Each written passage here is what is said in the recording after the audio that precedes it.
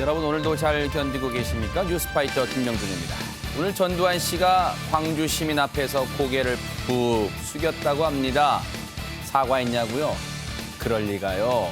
재판 중에 또 꾸벅꾸벅 졸았다고 합니다. 재판을 야외에서 하는 게 어땠을까요? 전두환 씨가 그렇게 좋아하는 골프장에서 말입니다. 눈이 번쩍 뜨이게요. 또 이순자 씨의 요청으로 휴정을 하기도 했다는데 이심전심인가 봅니다. 이심전심. 이순자 씨 마음이 전두환 씨 마음이라고요. 네, 4월 27일 월요일 뉴스파이터 60초 뒤에 시작해 보도록 하겠습니다.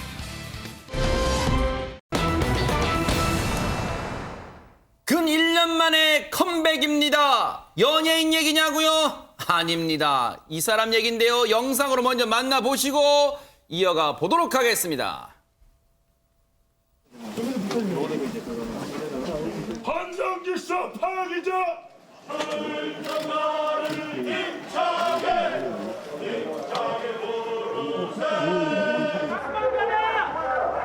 전두환 다시 전두환 이순자 한반도와 대국민 사랑하는 전두환 다시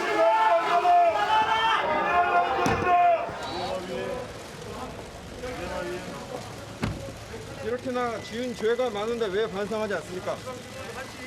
수많은 사람들이 죽었는데 왜 책임지지 않습니까? 왜 책임지지 않습니까?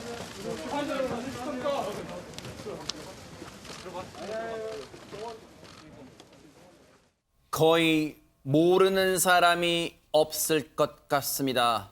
김기혁 아나운서 누굽니까? 네, 바로 전두환 씨입니다. 지난해 3월 11일 이후에 무려 약 1년하고도 약 2개월이 정도 지난 후에야 이 법정 출석을 위해서 자택에서 나온 모습을 드러낸 것인데요. 오늘 이 모습이 이제 연희동에서 걸어 나오나요, 자택에서? 예, 맞습니다. 네. 오늘 오전 8시 한 반 정도 됐습니다. 이 네. 시간대에 자택에서 나와서 이제 부인인 이순자 씨의 팔을 잡고 천천히 이동하는 모습을 보였는데요. 네. 지금 앞에 검정색 대형 세단이 기다리고 있었는데 이 차를 타고 바로 출발해서 광주지법으로 향했습니다. 이제 네. 광주지법에서는 이 전두환 씨가 고 조비오 신부에 대한 명예훼손을 한 혐의로 재판을 받기 위해서 출석을 하게 된 것이죠. 네.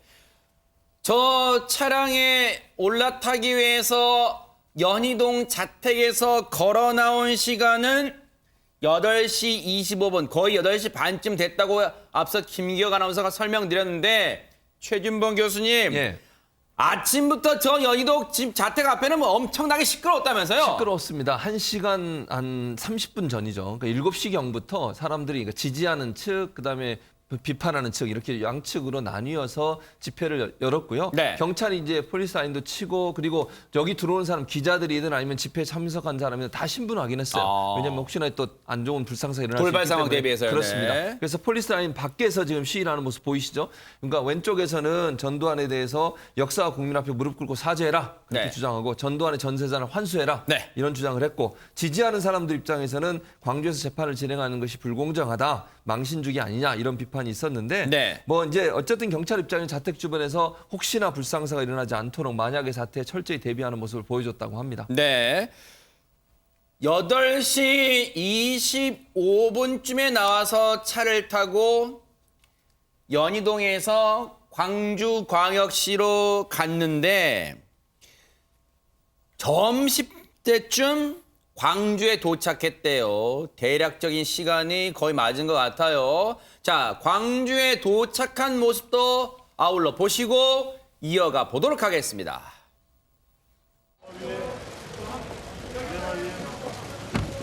이렇게나 지은 죄가 많은데 왜 반성하지 않습니까? 수많은 사람들이 죽었는데 왜 책임지지 않습니까? 왜 책임지지 않습니까?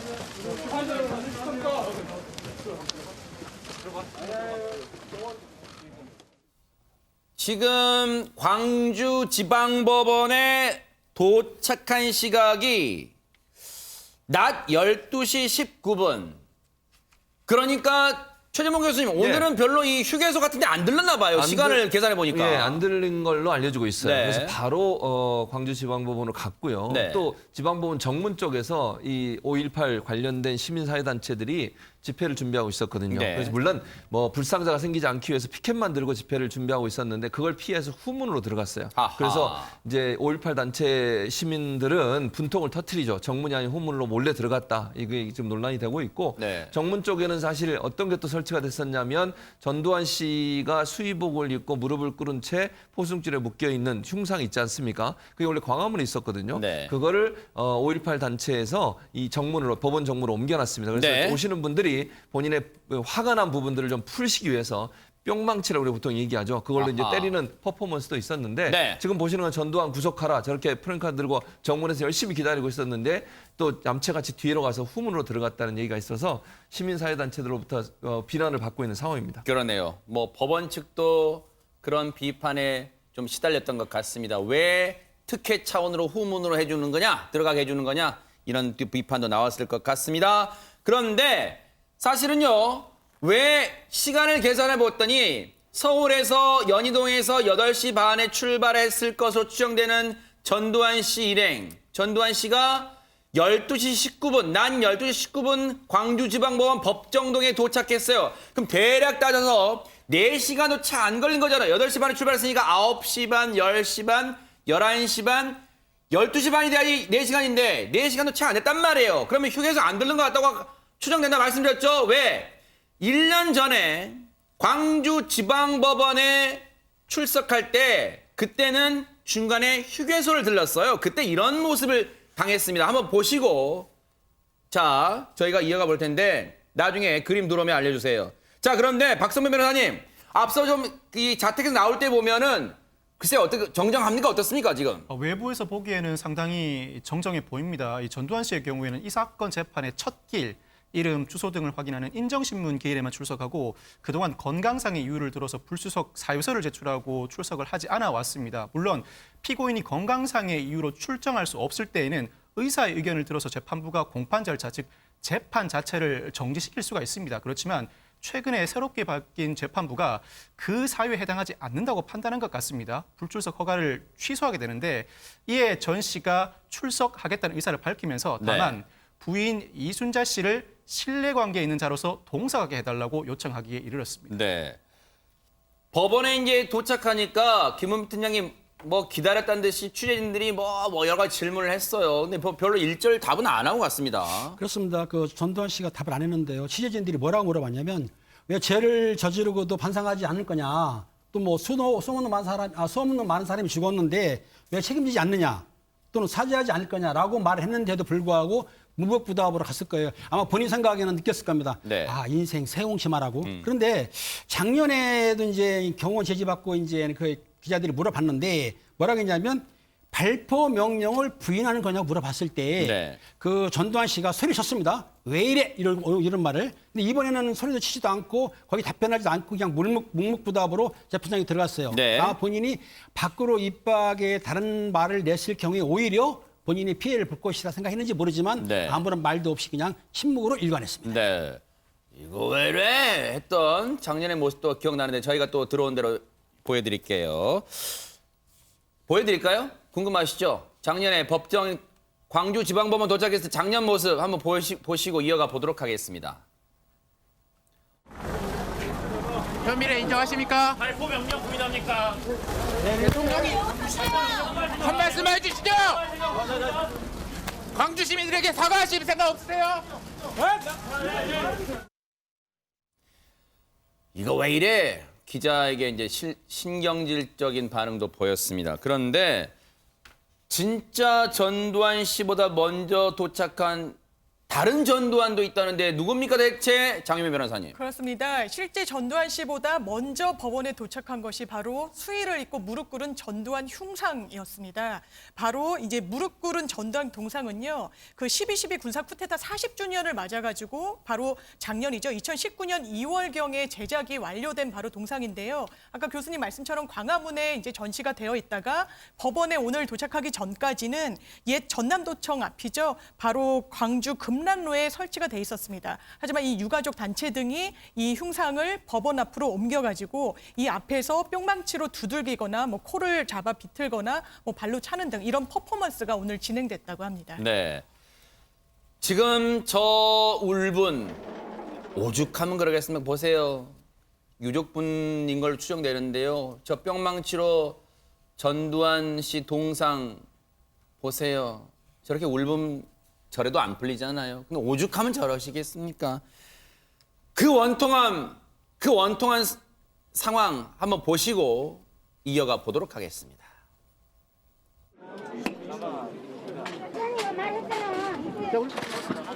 나 상기가 죽어서 니 애기야. 그 주둥이야죠. 광화문 광장했을 때 그 시민들의 분노가 사실 뭐 극에 달아갖고 때리라고 그런 것까지 감안해서 제작을 했는데 기물을 이용해서 좀 과격하게 좀 하신 분들이 있어갖고 훼손이 많이 됐습니다. 머리도 깨지고 발등도 깨지고 그래서 그 제작한 그 작가한테 사실 그 보수를 의뢰해갖고 한 달 이상 보수를 거쳐서 사실은 이 재판의 날짜를 맞췄죠. 뭐 타이슨이 주먹으로 쳐도 도저히 깨질 수 없는 그런 자질인데 소화기로 내리쳤다고 합니다. 소화기가 사실 굉장히 단단한 물질이라 안 깨질 뭐 도리가 없었겠죠. 저 시민들의 그럼 저 분노에 표출된 방식이 뭐 나쁘진 않다 이렇게 생각합니다. 정말 수십 년이 지나도요. 저 아픔은 우리가 감히 말할 수가 없습니다. 얼마나 지금도 사무쳤을 거예요. 그런데 장윤미 변호사님, 네. 전두환 씨가 이제 오늘도 재판에 나온 이유 어떤 혐의인지 좀 시청자분들께 설명을 좀 해주시죠. 바로 사자 명예훼손 혐의입니다. 여기서의 사자는 바로 돌아가신 고 조비오 신부님인데요. 조비오 신부는 생전에 5.18 민주화 항쟁 당시에 헬기 사격 장면을 목격했다라고 증언을 한 바 있습니다. 이에 대해서 전두환 씨는 본인이 2017년 4월경에 발간한 회고록에서요. 이런 주장은 헬기 사격 목격을 했다는 증언은 거짓이다. 그러면서 가면을 쓴 사탄이다라고 조비오 그 신부님을 모욕했고요. 네. 이 부분 성직자를 바로 사탄이라고 이야기한 부분은 사실 이제 용납하기가 어려운 부분이죠. 근데 더 나아가서 성직자라는 말이 무색한 파렴치한 거짓말쟁이다. 이런 식으로 사자의 명예를 훼손해서 기소가 돼서 바로 이렇게 재판을 받고 있는 상황입니다. 아니 그러면 전두환 씨의 주장처럼 오늘도 재판 때 그런 똑같은 주장을 되풀이했다는 것으로 알려지고 있는데 5.18 헬기 사격이 정말 없었던 겁니까? 박성배 변호사님. 이 전 씨의 공소 사실인 사자 명예훼손은 돌아가신 분에 대해서 허위 사실을 적시해야만 성립하는 범죄입니다. 즉 돌아가신 분의 경우에는 진실한 사실을 적시한 것만으로는 범죄가 성립하지 않습니다. 그러다 보니까 5.18 당시에 헬기 사격이 실제로 있었는지가 재판의 중요한 쟁점이 되는 것인데 그동안 수많은 증인들이 법정에 출석해서 5.18 당시에 헬기 사격이 실제로 있었다고 진술하고 있습니다만 전 씨 측은 지금도 헬기 사격은 없었다고 주장하고 있습니다. 오늘 재판이 마쳐진다고 하더라도 전 씨 측이 신청한 여러 증인들이 있기 때문에 앞으로 재판에는 상당한 시간이 걸릴 것으로 예상됩니다. 당시 5.18 당시 헬리콥터 사격이 없었다고 주장하면서요. 그 변호인 측이 그런 주장을 했겠죠. 전두환 씨의 변호인 측이. 그 파렴치한 거짓말쟁이라는 표현이 문학적이거나 의견 표현이라고 맞서고 있답니다. 파렴치한 거짓말쟁이가 문학적이거나 의견 표현입니까? 거짓말쟁이라면 고 조비오 신부에 대해서 거짓말쟁이라고 말한다면 즉 헬기 사격이 지금 많은 목격자분들은 헬기 사격이 있었다고 지금 얘기를 하는 거 아니에요. 그리고 증인들이 똑똑히 있고 증거들이 곳곳에 총탄 자국이 다 헬기 사격으로 보이는 총탄 자국이 다 남아있는데 건물에 그러면 전두환 씨도 김은미 팀장님 전두환 씨도 아니라고 말할 게 아니라 헬기 사격이 없었다는 증거를 대해야 되는 거 아닐까요? 헬기 사격이 있었다 없었다 증거를 대는 것도 아니고 발포 명령 안 했다는 얘기인데 실질적으로 전일빌딩에 전일빌딩 245라고 부르는데 전일빌딩의 그 총탄 자국이 245개라는 겁니다. 그러니까 네. 전일빌딩에 있을 때 총탄이 이제 뭐 콘크리트를 스치고 간 거라든지 기둥 같은 거 스치고 간 자국이 있는데 이걸 국가수에서 확인해 봤더니 실제적으로 그 전일 빌딩이 있으면은 전일 빌딩에서 30층이나 40층 이상 되는 데서 송탄이 날아와야 되는 거예요. 네. 그러니까 100m 반경에서 네. 그 위에서 아래로 쐈기 때문에 위아래로 쐈는데 그렇다고 한다면은 그 주변에 30층이나 40층의 건물이 있어야 되는데 없었다는 거예요. 아하. 그렇다고 한다면은 그럼 총알이 날아온 자국을 보게 되니까 실제적으로 건물에 쏜 거 아니라고 한다면 공중에 쐈다. 공중에 쐈다고 한다면은 헬기가 동원됐을 것이라고 이제 과학적으로 증명이 되는 거고 네. 그 증언도 있고요. 또 그리고 이제 그 2017년 국방부 특별조사위원회에서는 그 진술자라든가 군 기록을 보니까 실제적으로 5.18 기간 때에 계엄군의 헬기 사격이 존재했다고 결론을 냈기 때문에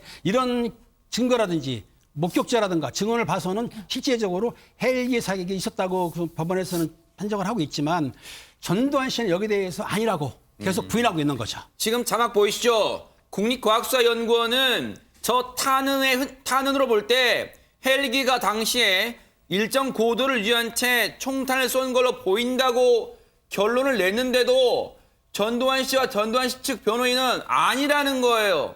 헬기 사격 없었다는 거예요.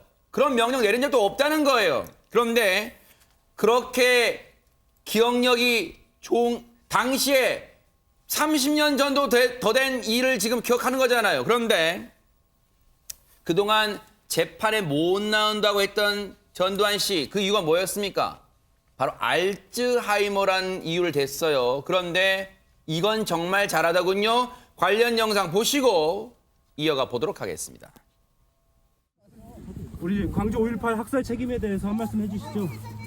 광주하고 내하고 무슨 상관이 있어? 광주 학살에 대해서 모른다 난. 왜 모르세요? 직접 책임 있으시잖아요. 내가 직접 책임인데. 발포 명령 내리셨잖아요. 내가 발포 명령 내렸어. 발포 명령 안 내리셨어요? 내가 발포 명령. 아니 누구세요? 내가 이 사람 발포 명령 내릴 위치에도 있지 않는데 군에서 명령검 검사 명령을 해. 누구한테 제일 생각을 받을 때가 큰 거니까 저희가 개수별로 영부인께서 불도장 바로 준비드려도 될지 여쭤보려고 왔습니다. 불도장. 임자가 뭐하고 내가 얘기해. 국민당 부대표 이만솔입니다. 오늘이 저 12월 12일 군사 쿠데타 당일인데요.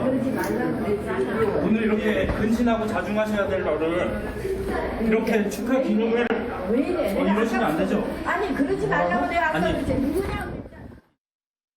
네, 저렇게까지 입을 틀어막으면서까지 얘기를 못하게 뭐가 상당히 심하게 캥긴가 봅니다. 그런데 지금 전두환 씨는 그동안 알츠하이머 그리고 뭐 이렇게 얘기를 됐습니다만 골프는 잘 치는 거, 라운딩을 하는 거 그대로 보셨어요. 그런데 재판에 그동안 안 나왔던 전두환 씨 지난해에 이어서 오늘 또 나왔어요. 뭔가 혹시 노림수가 있을까요, 최진봉 교수님? 제가 볼 때는 이제 국민적 여론과 비판이 엄청나게 많잖아요. 지금 화면에도 우리가 봤지만 골프 치는 데는 그렇게 나가서 정정한 모습으로 골프도 치고 12.12 군사 반란 국민들한테 큰 상처를 주고 군사적 쿠데타를 일으켰던 그 모의를 기념하기 위해서 사람들과 만나서는 대화한 내용을 보면요. 치매 환자 또는 알츠하이머 환자라고 보기에는 전혀 보이지 않는 그런 대화들이 있었어요. 내용이. 예전 기억도 다 기억하고요. 뭐 옆에 있는 사람들이 얘기한 내용도 다 듣고 본인도 반응하고요. 또 나오면서 이만솔 씨가 그 당시에 물었던 질문에 또박또박 대답을 하잖아요. 그렇다고 뭐 어떻게 알츠하이머일 수 있느냐. 그래서 일부 네티즌은 그러니까 이제 선택적 알츠하이머냐. 필요할 때는 알츠하이머고 평상시에는 아니고 이런 태도를 보이는 전두환 씨에 대해서 비판적 여론이 크기 때문에 이번에도 만약에 출석을 안 할 경우에 그런 여론은 더 커지지 않겠습니까? 본인이 잘못을 반성하지도 않을 뿐만 아니라 저 사법부가 명령하는 명령도 지키지 않는 아주 오만한 태도다 이런 비판이 있을 가능성이 있어요. 그러다 보니까 뭐 불가피하게 나온 측면이 있지 않을까. 즉 국민적 여론과 비판이 본인한테 긍정적으로 돌아가지 않는다는 것을 파악하고 그런 부분에 대한 비판을 좀 일정 부분 해소해 보기 위해서 직접 출석하겠다는 의사를 밝힌 게 아닌가 이렇게 보여집니다. 저 영상과 앞서 식당에서 나오는 고급 식당에서 나오는 모습 보시면서 그런 생각도 하실 거예요. 전 재산이 29만 원밖에 없다던 전두환 씨가 어떻게 골프 라운딩도 하고 수많은 사람과 그리고 어떻게 호화로운 식당에서 고급 식당에서 점심도 먹고 나오느냐. 박성배 변호사님, 자기 돈 아니라면 저거 김영란법 위반 아니에요? 김영란법 위반의 여지가 상당하죠. 그래서 계속해서 논란을 낳고 있는데 이 사건은 전 씨가 재판에 출석할 수밖에 없는 상황입니다. 건강상의 이유를 들어서 불출석 사유서를 제출했지만 재판부가 불허가를 했을 뿐만 아니라 사자 명예훼손은 법정형이 2년 이하의 금고입니다. 3년 이하의 금고에 해당하는 사건은 경미한 사건에 해당하기 때문에 피고인이 출석하지 않더라도 그 권리 보호에 지장이 없으면 재판부가 불출석을 허가해 줄 수 있습니다. 그렇지만 재판부가 보기에는 전두환 씨가 직접 출석해서 해명을 반드시 해야 할 상황이라고 판단을 한 겁니다. 이런 상황이라면 전 씨가 재판부의 명을 거부하고 계속해서 불출석했을 때는 집행유예가 선고될 것이 징역형이 선고되는 굉장히 위험한 상황에 처해 있다는 걸 본인이 이제야 인지했기 때문에 계속해서 불출석을 하다가 이제는 더 이상 출석 안 할 수 없는 상황에 이르렀다는 판단이 섰기 때문에 네. 이제야 출석을 한 것으로 평가하시면 될 것 같습니다. 자, 이 시각 광주지방법원의 법정동의 모습인데요. 아마 잠시 뒤면 전두환 씨가 재판을 마치고 나올 것 같다는 얘기도 지금 이 법정 주변에서는 흘러나오고 있습니다. 그래서 지금 저희가 잠시 현장 모습 보여드렸는데 지금 삼엄하죠. 그래서 아마 나올 것 같다는 얘기가 들리고 있어요. 그런데 오늘 재판의 모습이요. 지금 오후 2시부터 시작이 됐는데 이런 얘기가 들려오고 있어서 법정에서 물론 사실 오늘 재판은 그동안 지난해 있던 재판에 3월에 있었던 재판 이후 재판장이 바뀌었습니다. 그 이유는 말하지 않을게요. 근데 재판장이 바뀐 후 첫 재판이라서 인정심은 처음부터 집 주소가 어딥니까? 생년월일입니까? 다시 물어봤다는 거예요. 그러면서 검찰 측도 공소장 내용을 다시 한번 읽어주고 공소 사실을 인정합니까? 했더니 거기에는 인정하지 않는다고 지금 변호인 측 얘기를 했어요. 그러면서 재판이 시작된 지 얼마 안 됐는데 거기에 직업은 뭡니까? 물어봤더니 무직입니다 라고 답을 했다는 거예요. 그런데 재판이 시작된 지 얼마 안 돼서 꾸벅꾸벅 졸았답니다. 그랬더니 분위기가 이상한 걸 알아챘는데 옆에 앉아있던 이순자 씨가 물컵을 옆에 주면서 하니까 깨웠다는 거예요.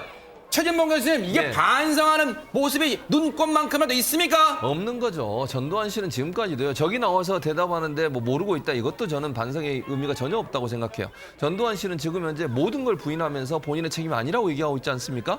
헬기 사격의 조비오 신부에 대한 사자 명예훼손이 단순히 조 신부님에 대한 사자 명예훼손 차원에서 머무르는 게 아니에요. 왜냐하면 거짓말장이란 말을 했기 때문에 거짓말이 되려면 실제 그런 일이 있었느냐 없었냐를 찾아내야 되는 상황이 되는 거거든요. 그럼 가장 중요한 건 헬기 사격이 있었느냐 없었느냐의 문제예요. 네. 이걸 집중적으로 물어야 되는 상황이고 만약에 전두환 씨가 그 당시에 계엄사령관으로서 이런 부분을 명령하거나 지시했다. 이런 부분들이 많은 증언과 진술을 통해서 나오고 있는 상황이잖아요. 그렇다고 하면 본인이 정말 광주 시민들 앞에 무릎을 꿇고 국민 앞에 무릎 꿇고 사죄하다고 죄송하다고 미안하다고 얘기해야 되는데 한 번도 인정한 적 있습니까? 한 번도 인정하지 않았어요. 그러면서 재판에 나와서 성실하게 재판에 임해서 본인의 변호를 해야 될 사람이 꾸벅꾸벅 졸면서 그런 행동을 보였다고 하니 국민들은 더 열나고 화나는 거 아닙니까? 네.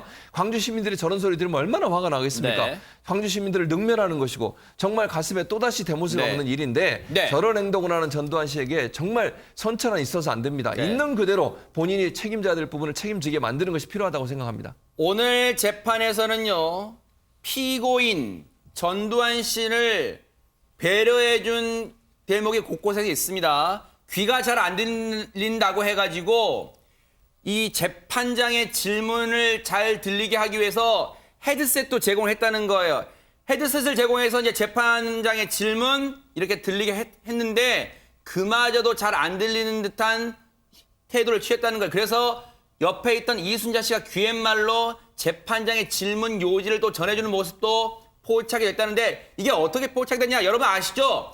방송 카메라는 재판정 안에 들어가지 못했습니다만 이미 미리 신청한 기자들이 취재 목적으로 들어가서 그 상세하게 일거수일투족을 다 기록을 남겨서 기사가 언론 보도가 전해지고 있는데 그런데 재판이 진행되는 도중에요. 장유미 변호사님 한 방청객이 전두환 살인마라고 외치는 일이 벌어졌고 재판장이 즉각 이 남성을 퇴정시켰다고 하는데 이거는 그럴 수밖에 없는 건가요? 어떻습니까? 그렇습니다. 그렇게 법정에서 외칠 때는 얼마나 그 사무치는 그런 어떤 고통이 있었겠습니까? 하지만 법원 자체에서 공판을 진행하는 과정 중에서는 어떤 소란 행위가 절대로 허용되지 않기 때문에 법정 경위에 의해서 제지당할 수밖에 없고요. 그럼에도 불구하고 계속해서 어떤 뭐 고성을 남긴다거나 소란 행위를 지속하게 되면은 감치에도 처해질 수 있기 때문에 예, 이런 부분에 대해서는 좀 주의가 필요해 보입니다. 40년 전이지만요. 지금 아직도 유족은 말할 것도 없고요. 광주 시민들한테는 한으로 응어리가 져 있어요. 그런데 재판에서 꾸벅꾸벅 졸아요? 정말로 더 분노를 표하고 싶습니다만 이 상황은요. 저희가 계속해서 앞으로 전두환 씨의 재판은 계속해서 따라붙어 보고요. 저희가 다른 얘기를 전해드리면서도 전두환 씨가 법정에서 나오는 모습 혹시 들어오면 바로 연결해 보도록 하겠습니다. 지금 건강 이상설 아니다. 아무 이상 없다. 여러 가지 주장이 나오는데요. 이 와중에 일본에서 충격적인 보도가 있었습니다. 김경 아나운서. 네, 여러 가지 이야기들이 나오고 있는데 이 소식은 조금 구체적으로 약간 내용은 충격적입니다. 바로 일본 주간지 슈칸켄 다이에서 나온 이야기인데요. 중국 의료 관계자 소식통을 인용해서 이렇게 보도를 했습니다. 김 위원장이 지방 시찰 중에 쓰러져서 스텐트 시술을 받았지만 처치가 지연되면서 식물인간 상태에 빠졌다고 보도를 했습니다. 아하. 자, 지방 시찰 중에 갑자기 가슴, 심장 부위를 손을 대면서 쓰러졌고 수행하던 의료진이 다급하게 심장 마사지를 하면서 인근 병원 응급실로 옮겼다고 하는데요. 이에 중국 측에 바로 의료진 지원 요청을 했다고 합니다. 네. 그래서 베이징에 있는 병원에 의료 기재 그리고 50명에 가까운 의료진이 구성 또 특별 편성돼가지고 평양에 보내졌다고 합니다. 근데 이 보도는요, 박성배 변호사님 마치 그때 당시 누가 옆에서 본 것처럼 상세하게 묘사하고 있습니다, 지금. 보도 내용이 상당히 구체적입니다. 중국 의료진 도착을 기다리기에는 너무 시간이 부족하다고 판단 북한 의료진이 직접 시술을 감행하는데 시술을 감행한 의사는 중국에서 그동안 연수를 받아온 의사라고 합니다. 심장 스텐트 시술이 그 자체는 상당히 간단한 시술이라고 합니다. 1분 만에 끝날 수 있는 시술인데 굉장히 긴장해서 손을 떤 데다가 김 위원장과 같은 비만 환자 경험이 없다 보니 시술에 8분이 걸렸다고 합니다. 이로 인해서 김 위원장의 뇌에 피가 제대로 전달되지 않아서 식물인간이 됐고 뒤늦게 도착한 중국 의료진이 손을 써보려고 해도 이미 늦은 상황이라는 것입니다. 건강 이상설을 넘어서 요즘 식물인간 가능성까지 언급되는데 전문가 얘기 한번 들어보시고 이어가 보도록 하겠습니다. 구체적으로 고유명사를 들어가면서 보도하는 거는 이런 정보가 흘러나갈 수 있는 거는 김정은 최측근과 치료의사 뭐 이런 사람들인데 이 사람들이 이런 정보를 흘리면 아마 그 김여정 제외하고 목숨 부지하기도 어려울 건데 이렇게 구체적으로 정보가 나오는 것 자체가 신빙성이 없다는 걸 말해주는 것이라고 이제 보여지고요. 북한의 최고위층도 알기가 어려운 정보이기 때문에 과도하게 그 소문이 퍼지고 있는 것이 아닌가. 지금 이 얘기처럼 너무 상황이 묘사가 상세하니까 나 지금 들어왔네요. 전두환 씨의 재판이 3시간 30분 만에 끝났다. 오후 2시쯤 시작됐으니까 거의 3시간 30분 만에 끝났다는 지금 속보가 들어와 있고요. 더 자세한 내용은 이어지는 뉴스 와이드에서 더 전해드리도록 하겠습니다. 최진봉 교수님, 지금 홍현익 위원님 얘기 들어보면 그거잖아요. 너무 구체적이라도 오히려 신빙성 떨어진다 이런 얘기예요. 그렇죠. 왜냐하면 사실은 김정은과 관련된 치료가 있었다고 하더라도 그 사실을 알 수 있는 사람은 정말 극히 몇 명밖에 안 될 거예요. 만약에 입원했다고 그 병원은 완전히 폐쇄되고요. 치료 의사 아니면 들어갈 수도 없어요. 그리고 그 말을 밖에 나서 하는 순간 그 사람 죽습니다. 아하. 기본적으로. 왜냐하면 저게 만약 발각되게 되면요. 그 자체가 뭐 1급이 아니라 특급 비밀이잖아요. 결국은. 그런 상황에서 너무 그냥 구체적으로 자세하게는 8분이 걸렸다. 스텐 시술을 했다. 이런 얘기들이 나오는 것 자체가 추측은 할 수 있지만 너무 세밀하기 때문에 그 자체의 신빙성이 떨어진다고 보는 거예요. 일반적으로 이제 휴민트나 아니면 우리가 사용할 수 있는 뭐 위성이나 이런 것들을 통해서 우리가 이제 북한의 동향을 보잖아요. 그것도 예측이고 겉에서 보는 부분이지 구체적으로 모든 것을 알 수 있는 상황은 아니에요. 그런데 너무 자세하게 나오는 것 자체가 신빙성이 도리어 떨어진다고 얘기하고 있는 것이고 현재 한미일 당국이 모두 다 동일하게 같은 얘기를 하고 있습니다. 뭘까요? 건강 이상은 있을 수 있지만 심각한 상태나 위중한 상태에 빠진다고 볼 수 없다라고 얘기를 하고 하고 있어요.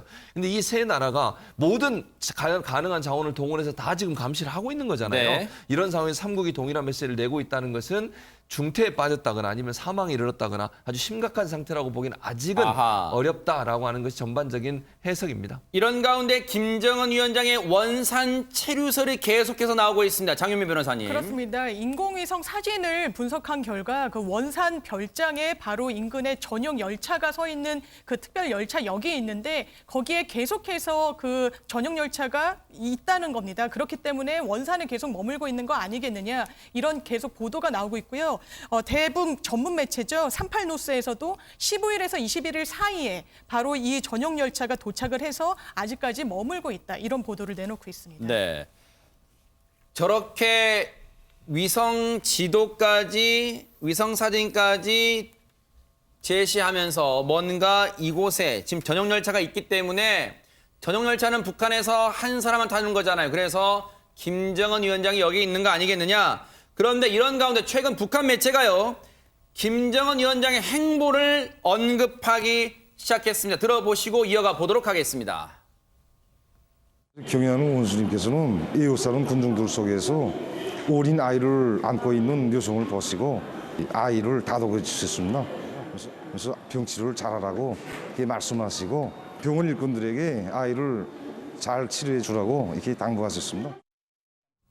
박성배 변호사님, 저 보도가 건재하다는 걸 뒷받침할 수 있습니까? 이 조선중앙방송 등 북한 관영 매체들이 김 위원장이 원산 갈마 해안관광지구 건설에 참여한 건설자들에게 감사 인사를 전했다는 보도를 하고 있는데 네. 보름째 잠행이 이어지면서 건강 이상설이 가라앉지 않고 있는 상황이죠. 네. 이런 상황에서 일상 동정 수준을 보도하고 있는 겁니다. 그렇지만 관련 영상이나 사진을 공개하고 있지는 못하고 있습니다. 아하. 자, 그런데 지금 원산으로 간 이 원산 체류설이 맞다면, 힘이 실린다면 왜 원산일까요? 전문가 얘기 들어보시고 이어가 보도록 하겠습니다. 평양에 코로나19가 심각하게 확산됐을 경우 김정은 위원장의 안전을 위해서 원산에 피신해 있을 가능성도 높다고 생각합니다. 왜 하필 원산일까요? 다른 데도 아니고. 기본적으로 김정은 위원장이 자신의 고향같이 생각하고 있고 또 원산에는 자신이 쉴 수 있는 특각이 있기 때문에 원산에서 장기간 체류가 가능한 거죠. 북한 민심에 좀 영향이 있지 않을까요? 이게 그런 부정적인 가능성이 있기 때문에 사실은 건강 이상설이 제기되는 거죠. 그런데 지금 전문가들은 아무래도 신변 이상보다는 건강하지 않겠느냐, 건재하지 않겠느냐 여기에부터 무게를 두는 것 같아요. 그런데 평양에서는요, 지금 사재기 현상이 일어나고 있대요. 이건 왜 그럴까요? 이 얘기도 한번 들어보시고 이어가 보도록 하겠습니다. 어차피 대북 제재가 굉장히 강화되고 코로나19로 벌써 4개월 이상 그 국경문을 다 닫았기 때문에 생필품이 상당히 부족해진 거는 단지 이런 소문 때문에 부족한 것이 아니라 코로나19와 대북 제재가 이게 영향을 미쳤을 수가 있기 때문에 일부 사재기가 있다고 해서 이것이 김정은 위원장의 뭐 유고서를 더 뒷받침한다 이렇게 보기도 좀 어려울 것 같습니다. 그렇다면 왜 이런 각종 논란 속에 해외가 주목하는데 여전히 모습을 드러내지 않는 걸까요? 그것마저 들어보시고 이어가 보도록 하겠습니다. 지금 당장 심각하다면 나타날 수 있는 뭐 이상 신호라든가 통신량이 급증한다거나 아니면 통신량이 급감할 수가 있거든요.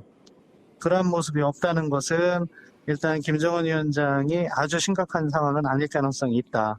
김정은은 지금 다시 모습을 나타낼 것을 그 시기를 조율하고 있는 것이 아닌가. 전 세계가 지금 관심을 갖고 있기 때문에 오히려 일종의 이것을 즐기면서 내가 어떻게 찬란하게 다시 모습을 나타낼까 그 시기를 조율하고 있지 않을까. 저는 그런 쪽으로. 가장 극적인 등장 시기를 고르고 있다는 얘기일까요? 네, 그렇게 보여져요. 그러니까 지금 현재 전문가들의 분석을 보면 기본적으로 김정은 위원장이 코로나19를 피하기 위해서 원산에 머물고 있는 거, 원산에 머물리는 특각이 거기 있어요. 즉 자기의 별장이 있기 때문에 가능한 것 같고 극적으로 전 세계 언론이 지금 주목을 하고 있잖아요. 네. 이 상황에서 적극적으로 나서는 것이 본인의 관심도를 끌어올릴 수 있는 방법이다. 이렇게 판단한 것으로 보입니다. 과연 진실은 어딜지 지켜보도록 하겠습니다.